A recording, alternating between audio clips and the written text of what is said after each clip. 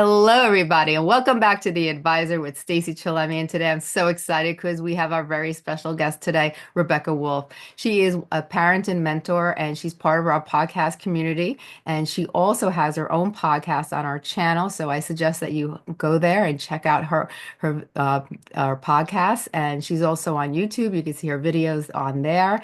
And she has such great parenting advice. She talks about different ways to interact with your child in a healthy manner, and you listen to her podcast because they really open your eyes to a new way of parenting that's very healthy and very productive.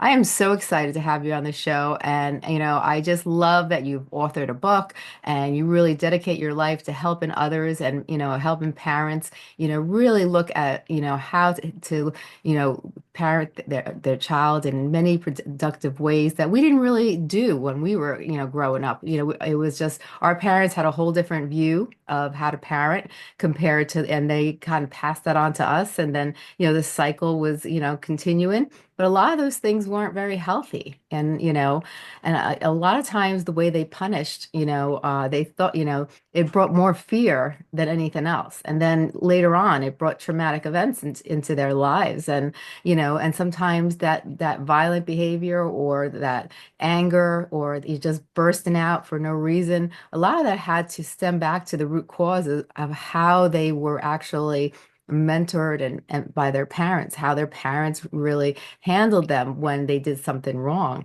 Now, when it comes to like punishment, is it natural for parents to punish?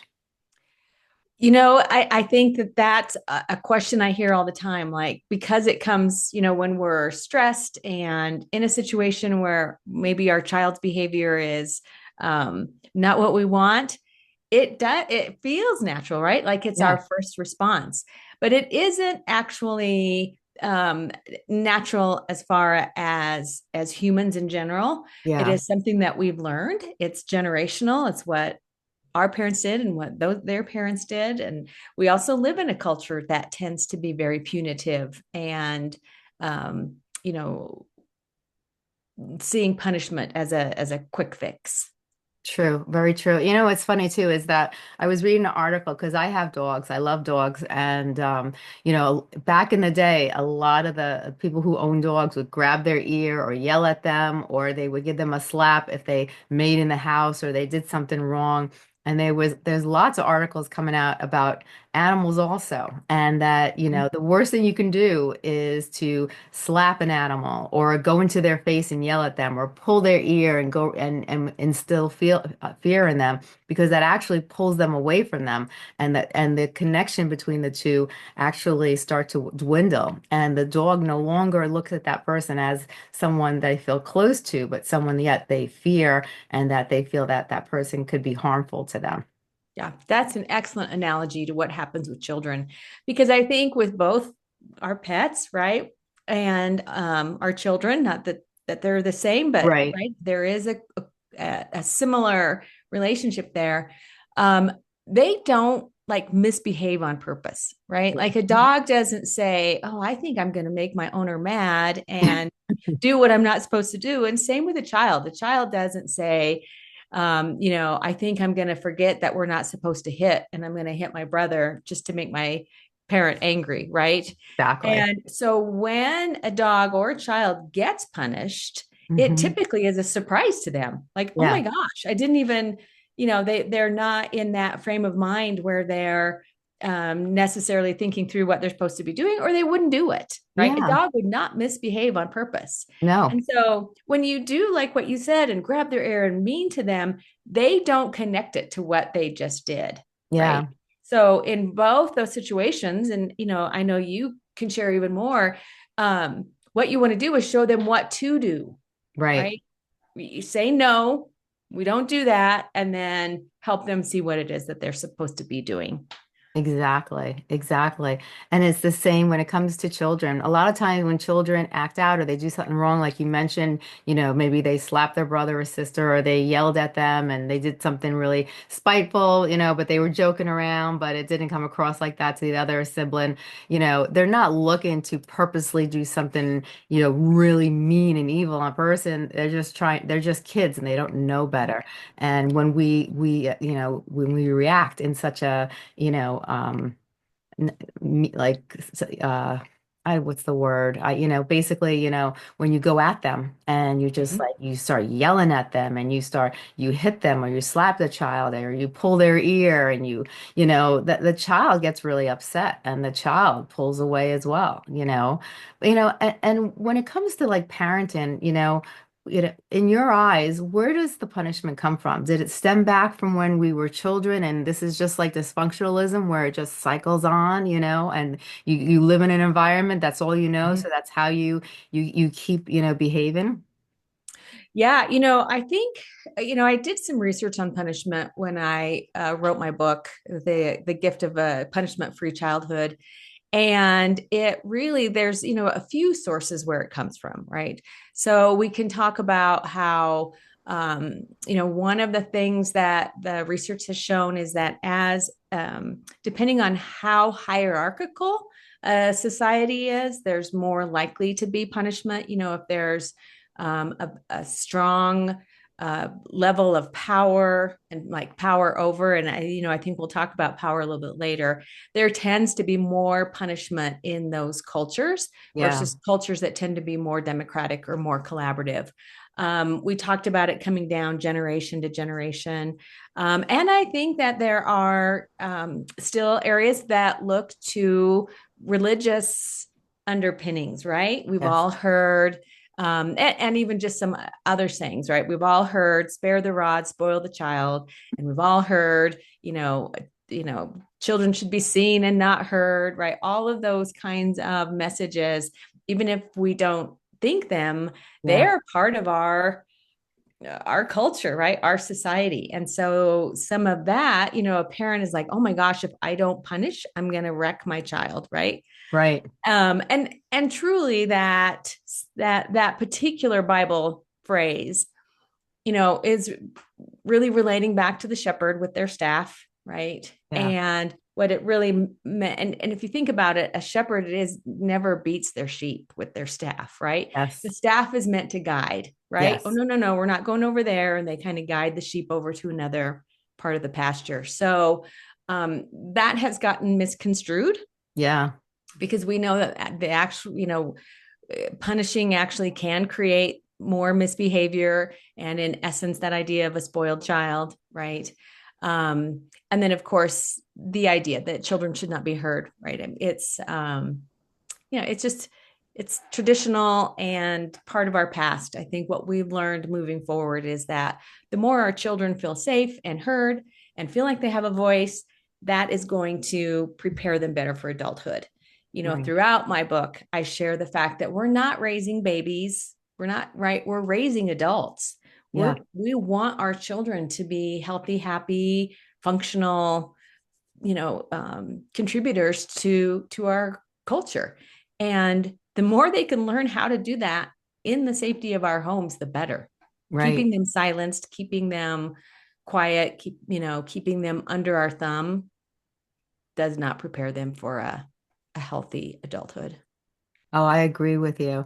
Like, when you say that, I think about, like, I know so many people who went to Catholic school and the nuns would hit them with the ruler on their hand.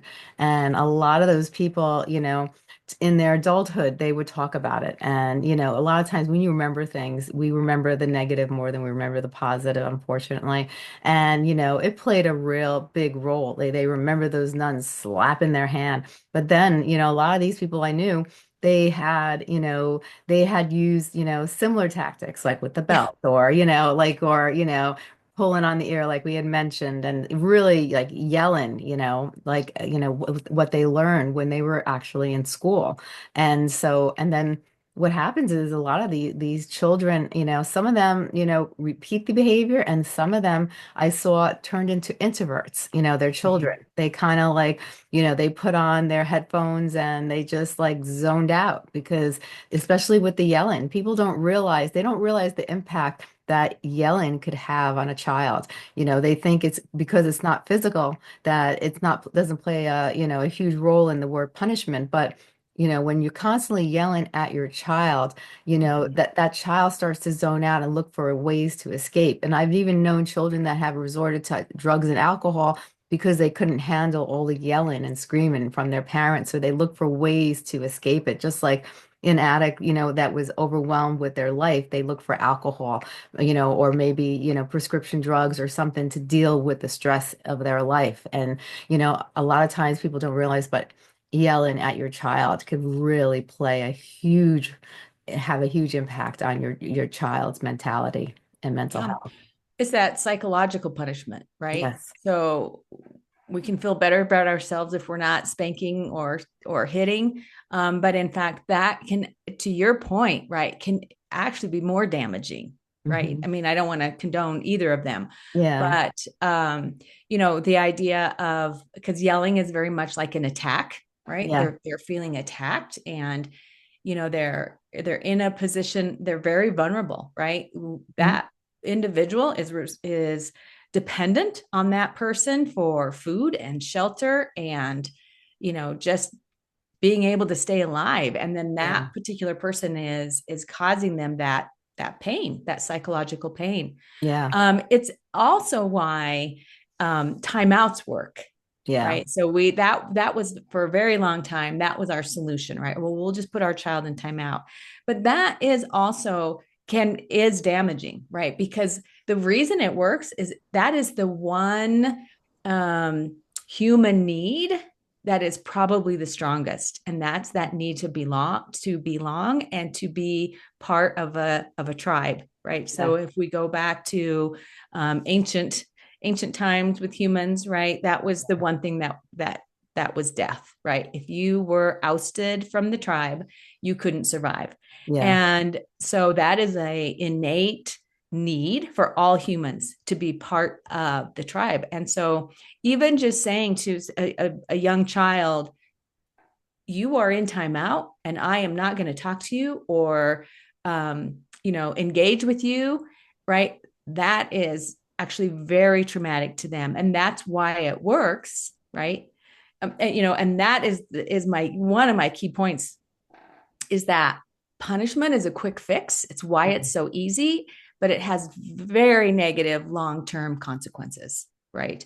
Oh, So yeah. we're damaging that child's psyche when we use punishment to try to control their behavior. Oh, I agree totally with you. Now, you talk about power in your book. Why is it Mhm. important to consider power when talking about parenting? Right. It's important because we really do need to look at the power dynamics in a family when we're talking about discipline and just creating that environment where we are creating that healthy, happy, functional adult, Yeah. right?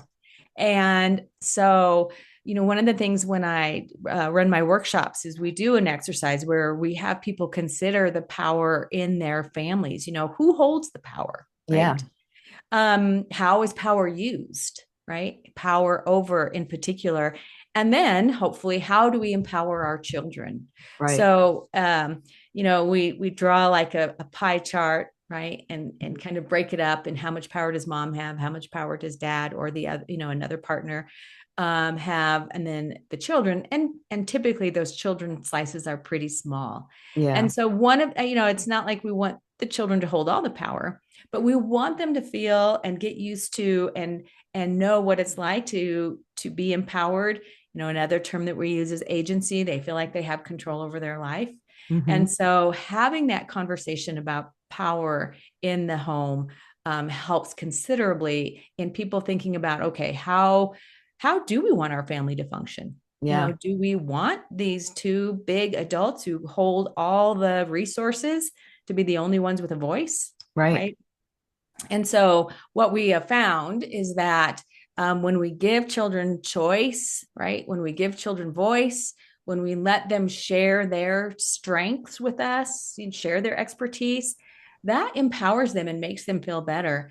And that will actually contribute to less misbehavior, right? You Right. can, if you kind of think through the what it feels like to be important, to be someone in the family that's respected, you Yeah. can see why a child who feels that way is much less likely to misbehave.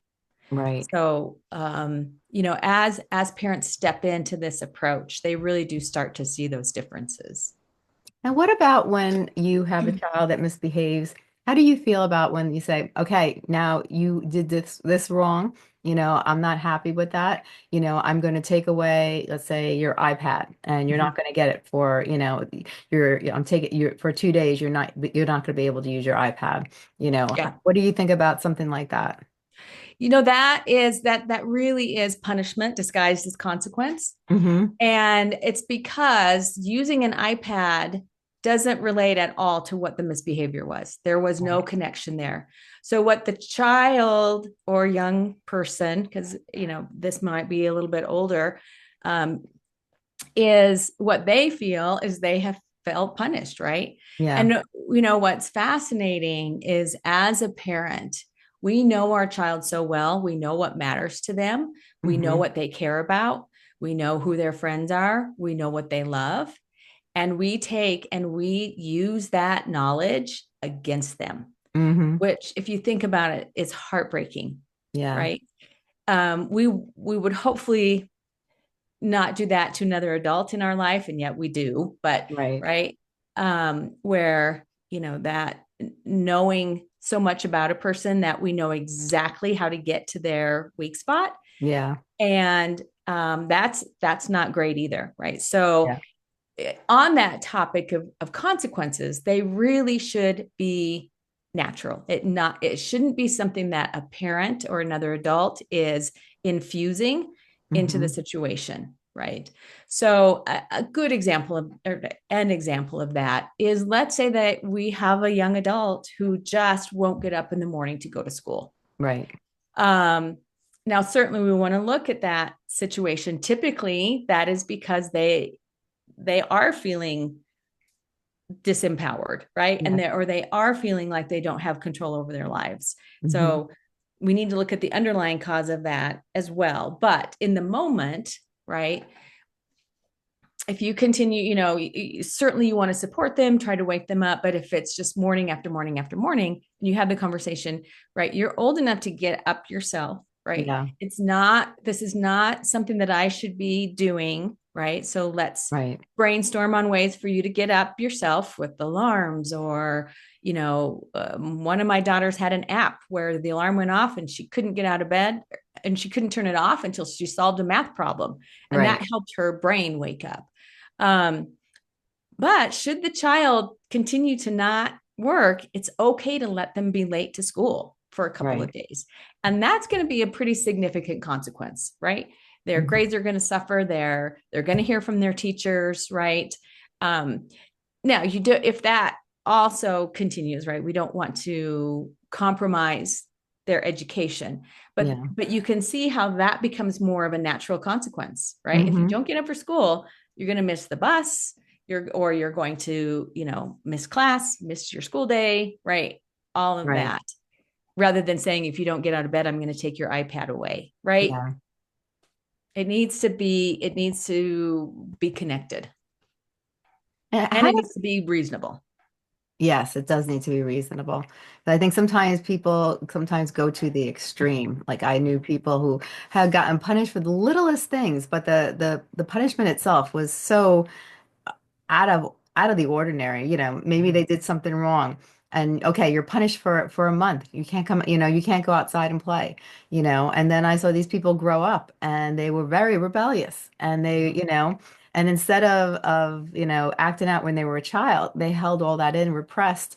And then when they became older, that's when all the craziness came out and they started to rebel and started to do everything that they shouldn't do.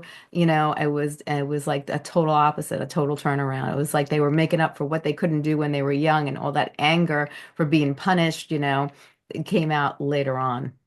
That's exactly right. And it's why our teenagers get kind of such a bad rap, is because they are finally big enough Yeah, and have some resources now to say, no, I am not going to let you punish me, or yeah, right. You have created over the lifetime of that child, depending on the amount of, the relationship, potentially significant anger or a significant need to control something. And that's why we sometimes see eating disorders or drug use. You can't stop me from drinking, when I'm away from home, or you can't stop me or force me to eat, right. right? Because now I am big enough Hmm. to start to have some agency. And so you're exactly right. That's exactly what happens. As in my book, I talk about the fact that I raised my children without punishment, right? Hmm. My scary social experiment that actually worked well. And those teenagers never felt the need to rebel, Right. right? Because we had that solid relationship. I had a workshop not too long ago, and at the end, I had everybody close their eyes and have them think about someone that they respect, that they trust, that they um, uh, feel like they trust you. And I said, would you ever lie to them or be rebellious with them? And they're like, no, right?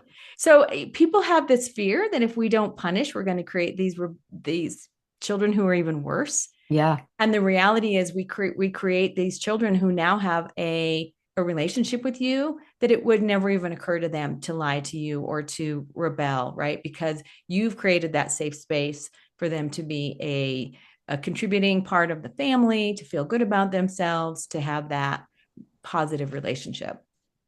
And I think also a lot of times too is that they feel that, they look at us as mentors. So Mhm. if they see us behaving in the right way and they see us respecting them, they are going to in turn probably respect others and show that same positive behavior. Whereas if they have a parent who is always yelling and screaming and causing, catastrophe within the family or even outside the family, you know, unfortunately, a lot of times they pick up those behaviors as well, not even realizing it. And even when they're young, they're like, "Oh, I'm never going to do that. I'm never going to be like that." But somehow, some way, their behaviors kind of their parents latch on to them. Yeah, absolutely right. It's subconscious. It's what they know. It's why typically, one of the things that has motivated me in this work is the research that indicates that people tend to attract partners that are like their parents. Yes. And Yeah. sometimes there's two different parents, and so maybe there's a couple different personality types that people are attracted to. But if a parent is highly controlling, telling telling a child, you'll do this, you won't do that, you'll be, it's my rules. This is, I'm the one who pays the bills. Yep. I'm the one who will set the rules, all of those very controlling behaviors.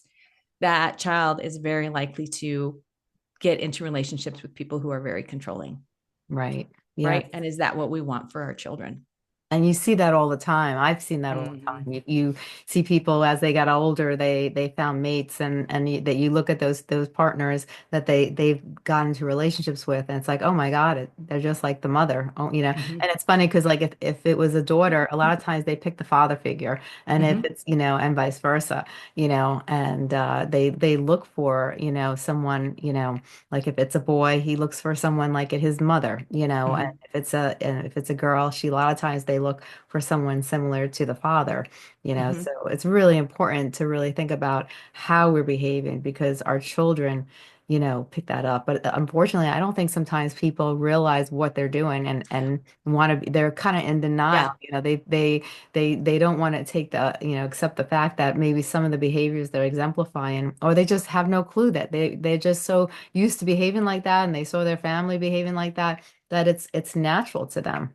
That's exactly right. Because, you use the words they look for, but they really don't look for, right? If you think about when we're attracted to somebody, we don't really always know why. But Yeah, what it is it's that comfort, right?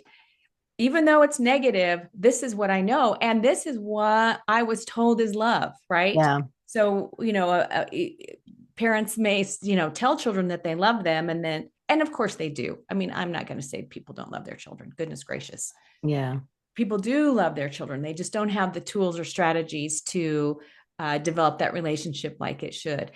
So a child says, "Oh, this is what love is," right? My right. mom or my dad say they love me, and they're controlling or punishing, and so when they think about, or they don't even think about, right? It's just that's what they know, and it's what that reptilian part of your brain. I'm pointing to the Yeah. back of my head, and it's just that's what they know. That's what they're comfortable with. This is what they've been taught, Hmm. not explicitly, but implicitly, that this is what love is. And so they Right. go right into those relationships without any conscious knowing, like you said. They Hmm. don't know. It's just, oh, this feels right. This feels like what love is, Yeah. even if it is a negative situation.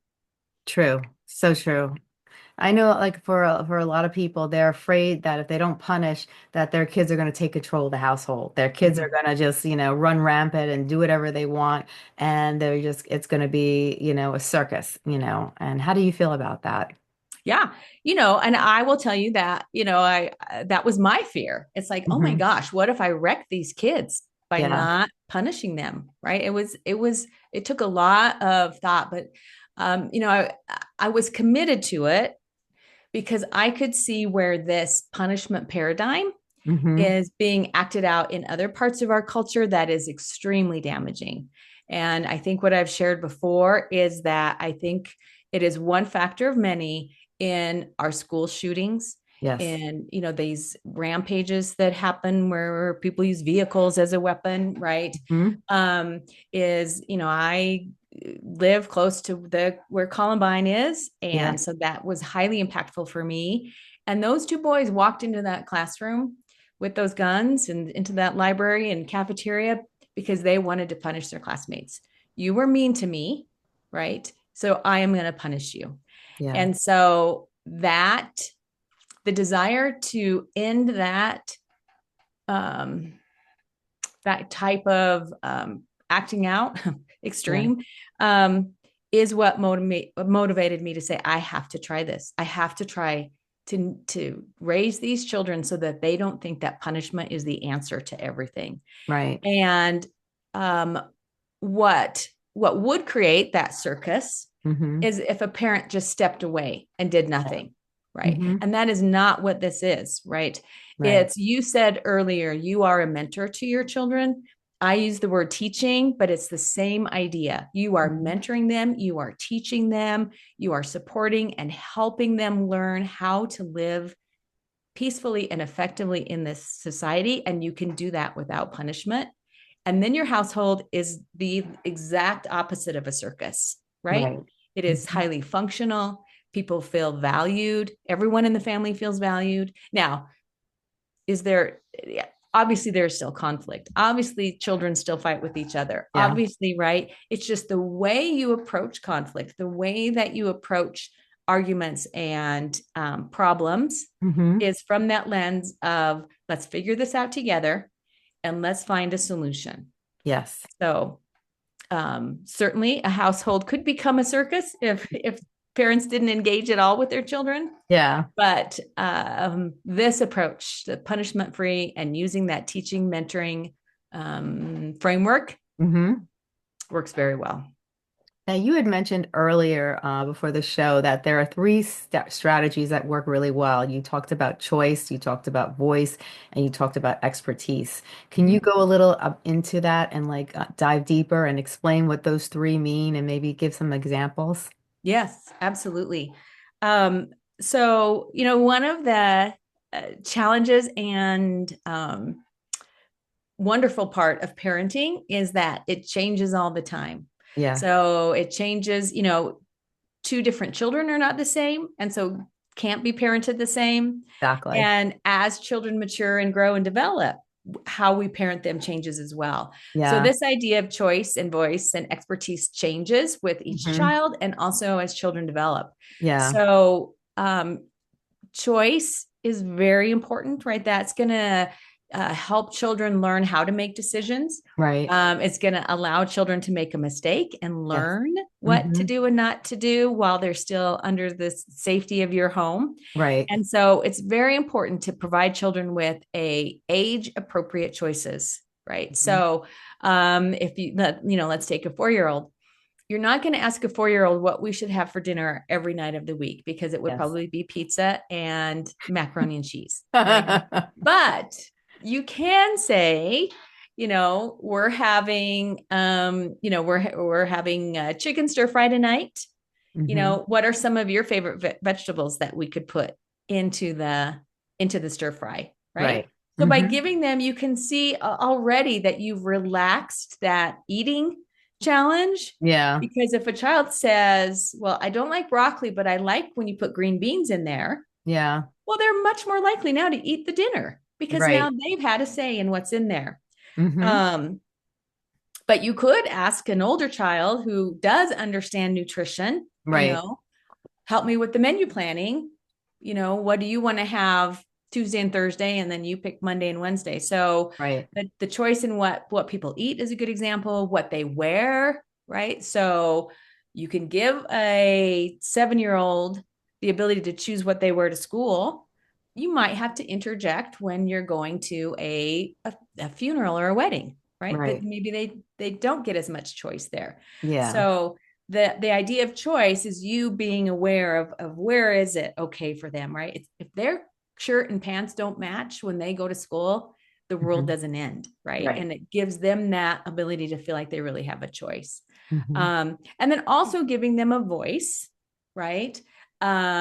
In set, the best example of that at any age really is that age appropriate rule setting for the Yes. house. Hmm. So if let's take a 10-year-old who's now going to be doing a little, now has the ability to help out a little bit more around the house. Yes. So instead of saying, okay, I'm going to make a chore chart and you're going to take out the trash on these days and you're going to unload the dishwasher on these days, right? If you Hmm. are the one who creates that, Yes. that doesn't feel good to the person is much less likely to engage in Right. those contributions. So sitting down and saying, hey, let's take a look of what has to happen around the house just to keep our house clean and functioning and all of that and taking care of our animals, right? Yeah. That's always been a big piece for us at our house. um, and have that conversation, give them a voice, Yeah. give that 16-year-old a voice in curfew, right? Yes. But it has to be reasonable for both of you. It can't be Right. 2 a.m. I can't, I I love you too much to have you out on the streets until 2 a.m. Right. That's not an option. And Yes. they might say, well, 9 o'clock is too early. All of my friends, we have this movie and the movie's not going to get done until 10. And so you have that conversation. What would be realistic, right? Right. And then when they say, okay, I can be home by 11 because then I know that you're comfortable, and then they are usually home by 11 because that's Yeah. their agreement. That's not what they were told to do. And then expertise is always just that nice. It's kind of like an add-on that just makes a child feel good, right? Yeah. So Mhm. if you can say, I know you were learning your addition in school today. Tell me how that works. How Right. how is your teacher telling you how to do that kind of math? Or Right. if a child has a passion, right? I see that you love bugs. I see you out there chasing the bugs around, right? Right. Tell me about what you've explored and what you have found. Letting them share their passions and their interests and in essence their expertise.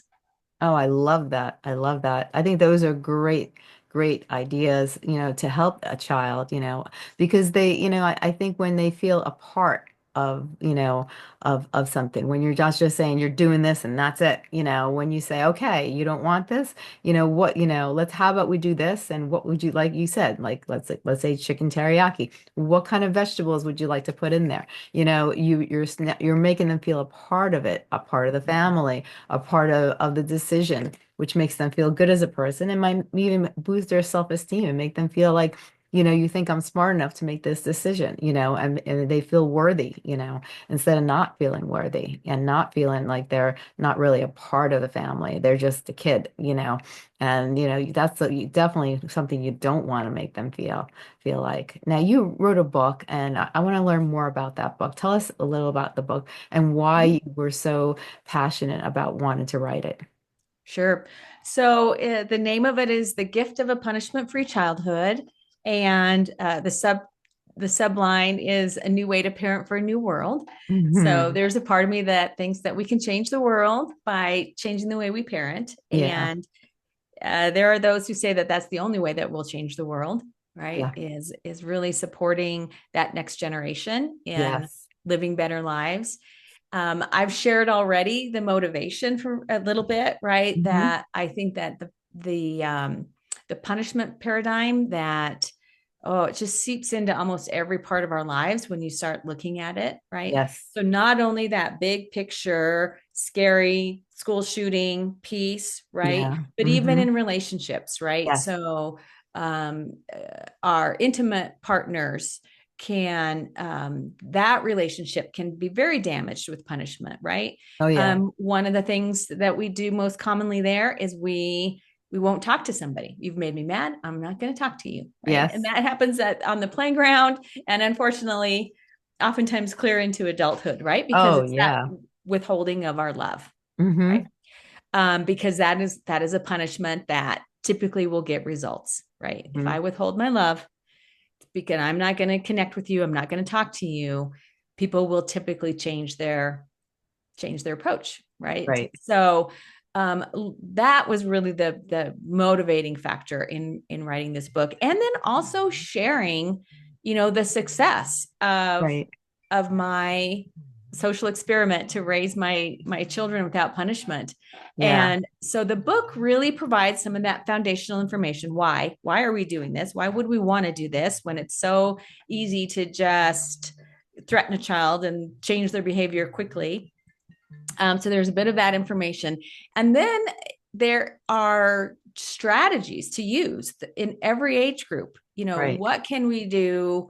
What can we do about tantrums, right? What Hmm. can we do about if a child has stolen something at the store? What are some ways to approach those situations from this non-punishing lens, right? What Yes. are some strategies because we do have to address those things, right? Yes. But we Hmm. can address them with compassion and care and a teaching framework rather than a punishment framework. And then I also talk a little bit about, some, and you and I have had this conversation, right? That sometimes when we react as a parent, it's actually about us. Yeah. It's about some of our triggers, or it's about the fact that we're not taking care of ourselves. I'm exhausted. I'm not eating well. I'm not sleeping well. I don't take care of myself. Yeah. And therefore I just don't have the resources to parent the way that will be most effective for my children. So ideas on how to address our own issues and how to better take care of ourselves. So I love that. I love. yeah. Now, where can people find your book? Yeah, so it's available on Amazon. It's also available like on Barnes and Noble websites. So people can just go online and get either the printed book or the Kindle version. So Hmm. there's an ebook as well. And yeah, you can look it up under my name, Rebecca Woulfe, Woulfe, or the title of the book, The I Gift love of a it. Punishment-Free Childhood. Now, if you had to take today's conversation, you wanted to emphasize on a couple of important factors, what are some of the things you'd like to emphasize on? Yeah. I think to kind of summarize what we chatted about today, recognizing that punishment is a quick fix, Hmm. That does, however, have long-term negative outcomes, Yes. right? So damaging relationships, creating more aggression, creating, oftentimes children who are bullies are children who are bullied at home. Yes. So those long-term negative outcomes can be significant. The second thing, right, is we talked about power. So ensuring that everyone in the family feels like they have some power and some control over Right. their lives, over what happens. And then just that a punishment-free household doesn't just support children Yeah. having a better childhood, it actually supports the adults. It was kind of the twist of my Yeah. book is that I realized that my punishment journey, or excuse me, my parenting journey was so much better. It was calm. It was compassionate. I didn't have to get stressed over how to control another human or, you Hmm. know, taking away their phone and then realizing I can't take their phone away for 2 weeks because I need them to have their phone, right? Just Yeah. all that stress. And so this approach is not only a gift for the child and our culture, it's also a gift for the parents. Yes. 100%. Oh, I love Mhm. this. This was amazing. I thank you so much for Rebecca for coming on the show. I think it's so important that people get reminded that, using any type of violent behavior. When I say violent, I mean yelling, screaming, pulling of the ears, slapping, even, taking something and hitting them with it, whatever the case may be. We really have to look at different ways to really, teach our children that they're doing something wrong and correct them to do it the right way because this behavior, is going to follow through when they're making other choices in life. When they're in a situation, they're going to react the way they've been, taught to react. And we want to take violence out of the picture because, like as you mentioned, Columbine and all the other things that happened. We've had a lot of violent acts in the last couple of years. We really need to restructure how we teach our children because there is too much violent behavior going on and it's just not normal. You don't see it in a lot of countries. You see it in our country though. And so we really need to really look at how we're raising our children. What video games are they listening to? What TV shows are they listening to? What are they putting on when they turn on their phones? Where are they going and what are they listening to? And what's really getting into their mindset because all these things are going to really change the way they think and the way they react to life and their viewpoints on life. So we really have to make sure that it's a nonviolent, healthy and happy and productive way of thinking that's going through our children's brains. And it all starts with how we take care of our children from the start from the moment they're babies and on. And if we learn later on, that's fine. Let's correct it. And there's always time for change. How many adults have changed their lives, and it took, decades for them to figure out what was going on and what they're doing wrong. There's always room for change. So it doesn't matter where we are and what stage we're at, be honest with ourselves and look at our families and say, is this working? Are we at a happy state? Or is our families talking? Are we interacting in a negative way? Are we not getting along? Are we not talking to each other? Are we not, wanting to show affection to each other because we're trying to punish each other? If these things are going on, I think people have to take a step back, maybe take some responsibility, and also figure out a positive way to, reinforce things in a manner that's going to bring the family together and not apart. So true. So true. Well, Rebecca, this has been amazing. I look forward to talking to you again. I always have a great time with you, and you have such impactful, insightful information, and I really appreciate when you come on the show because this is very important. I think people really have to understand that there are many ways of parenting, and the way of not punishing through parenthood is the most effective way. Thank you. Thank you for having me on your show today. Oh, you're very welcome, and you have a great day. You too.